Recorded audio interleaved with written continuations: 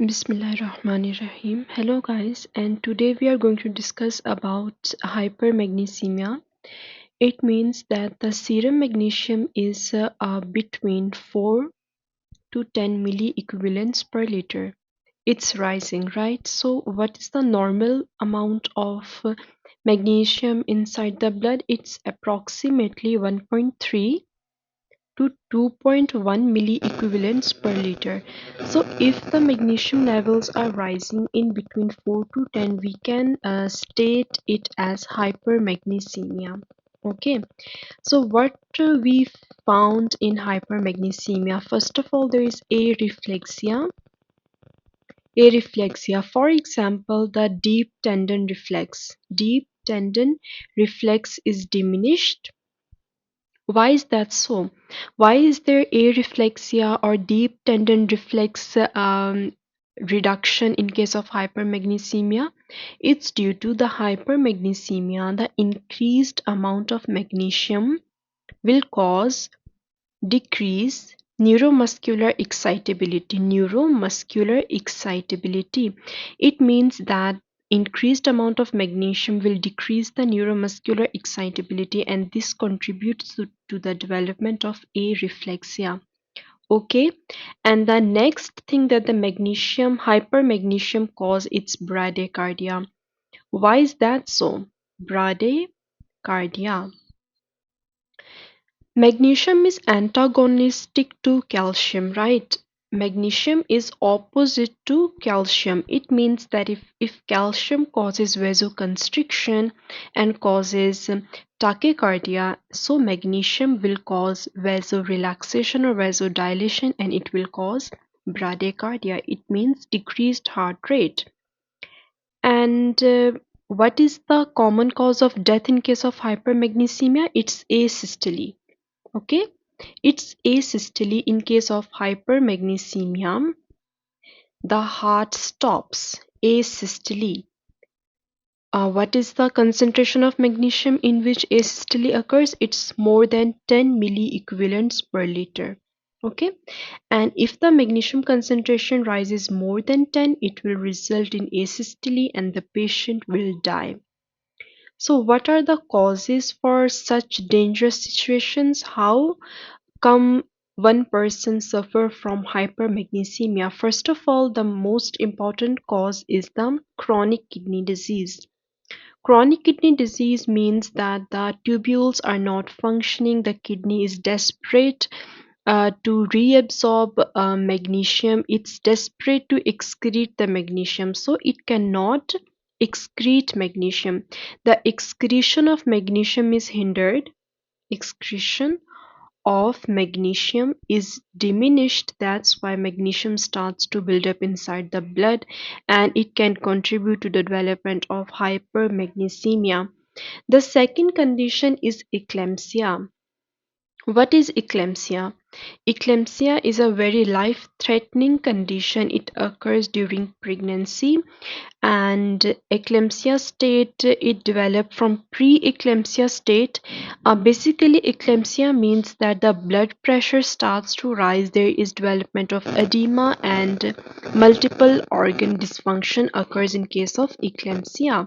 It's mostly in the pregnant woman, and for the management of eclampsia, we give magnesium sulfate.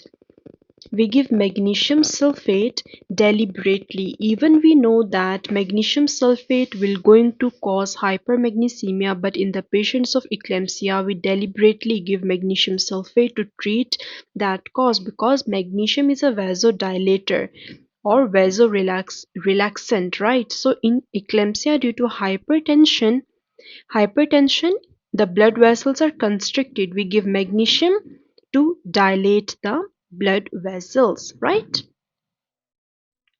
Okay, the next cause for the development of hypermagnesemia is antacids. What are antacids? These are basically the products or the metabolic substances that contains alkali, and they work as opposition to the acids, so antacids, right? And they contain magnesium. If there is antacid toxicity, it will lead to hypermagnesemia. Next is the laxatives. Laxatives.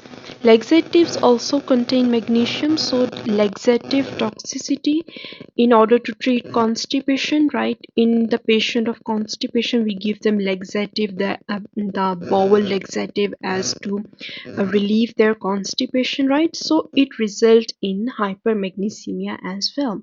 Mostly laxative abuse or laxative toxicity. What is the pathophysiology behind this all process? So let's write it down. Pathophysiology behind hypermagnesemia. Why come a patient develop hypermagnesemia, right? First of all, if the magnesium starts to rise due to any cause that we have mentioned, due to eclampsia, antacids, laxative, chronic kidney disease, hypermagnesemia will counter the calcium. As I have said, it will counter the calcium. If there is hypermagnesemia or hypomagnesemia, both of the conditions, but now we are discussing specifically hypermagnesemia, both the conditions will inhibit the parathyroid hormone, right? It will inhibit the parathyroid hormone, and this inhibited parathyroid hormone will decrease the calcium reabsorption in the distal convoluted tubule. Normally, it will cause reabsorption of calcium in distal convoluted tubule of the kidneys, but as the magnesium have inhibited this, so there will be reduction in the serum calcium levels. Okay, first of all, the magnesium high levels will cause decreased calcium levels. The second is that it will cause hypotension because magnesium is a vasodilator, so it will automatically cause it will cause hypotension. The blood pressure of the patient starts to drop due to the relaxation effect. The third is that as I have mentioned that neuromuscular excitability will be decreased. You can remember it as the magnesium levels and the neuromuscular excitability are inversely proportional. So neuromuscular excitability starts to decrease, and now we have the consequences like areflexia and decrease in the deep tendon reflexes, right? Areflexia and the deep tendon reflex will be diminished in this condition. And what are the earliest feature for the hypermagnesemia? It's very important to understand earliest features. Earliest feature of hypermagnesemia is the development of shock. Why is that so? It's shock development, right? So how come? First of all, we need to understand that the magnesium dilates the blood vessel, and the blood vessels are dilated, it will lead to hypotension, and to a particular organ the blood supply will be reduced, and it will lead to the development of shock. It can lead to systemic shock development. First of all, if the patient is irresponsive to vasopressin or fluid resuscitation, the earliest feature of shock means that the shock, even if the patient develops the shock, the patient will be unresponsive, unresponsive to fluid, unresponsive to fluid, and the patient will be unresponsive to vasopressin. Why we are trying to give vasopressin and fluid in case of shock?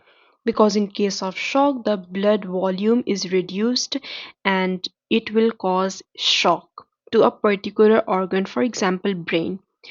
The patient will be fluid unresponsive and it will be vasopressin unresponsive. We are trying to constrict the blood vessels and we are trying to uh, give the patient the fluid resuscitation, but still the patient will be unresponsive. It's the very dangerous situation due to hypermagnesemia. Okay, and as I have mentioned that they decreased neuromuscular excitability, so they will be bladder relaxation. Bladder is also a muscle. It's a smooth muscle and a skeletal muscle mixed.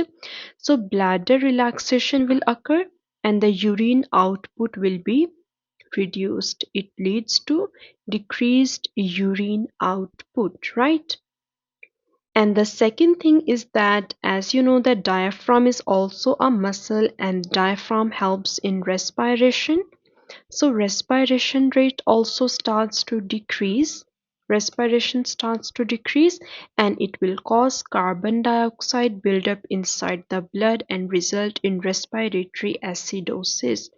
It results in respiratory acidosis due to hypermagnesemia. So, what are the management aspects in case of, or the treatment we can give for the patients of hypermagnesemia? First of all, the we need vigorous IV hydration. We need to give vigorous IV hydration. Let me jot it down. Vigorous IV hydration must be given to the patient. IV hydration. We need to give patient plenty of fluid as to counter the effect of magnesium. And as I have told you that magnesium is opposite to calcium, so we can give calcium gluconate to antagonize the effect of magnesium. We can give calcium gluconate. And the last is that in case of chronic kidney disease, the patients with chronic kidney disease, they are unable to remove or excrete ions like magnesium, potassium, etc. We can perform dialysis, right? Hemodialysis more specifically. And what is the procedure that occurs in dialysis? It's known as ultrafiltration. This is the solvent drag mechanism by which the substances in the blood are removed from the blood, like the kidney mechanism, right? So dialysis can be done in case of chronic kidney disease patient. This was for hypermagnesemia, and in the previous video we have discussed hypomagnesemia. So I hope you understand the concept behind it, and I will see you in the next video with more lectures. Like we